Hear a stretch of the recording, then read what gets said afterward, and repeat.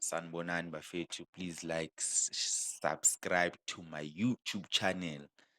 Yeah, bafethu, as an Orlando Pirates fan, Mbokazi has been nominated for a Young Player CAF of the Year, Wara Wara.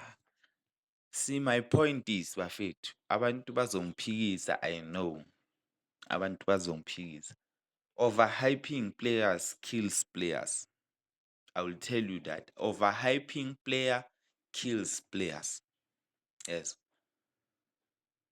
Mboaz is being overhyped. If you can look, he's not good as people say. He's not good as people say. You know why I'm saying that? Mboaz is only good to PSL because the referees are aware of his age. The referee treats him like last born grounding. Yabo. But check when we are playing foreign teams. Check every time we are playing foreign teams. He's getting exposed every game. Bafana Bafana, he was exposed by his Zimbabwe.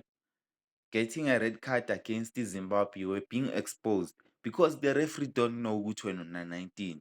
Some referees who PSL, they make it a point they protect Mbogas.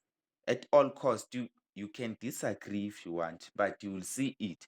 Every time Pirates will play kulama CAF game, referee won't be lenient kuMbokazi as abo referee baku PSL, yabo. So I think uMbokazi is overhyped because udlalela iPirates and uyi-captain. That's why they are even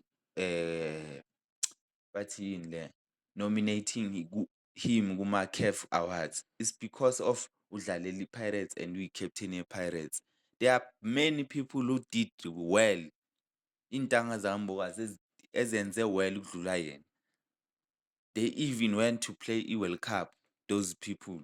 Club World Cup, in under 20 World Cup.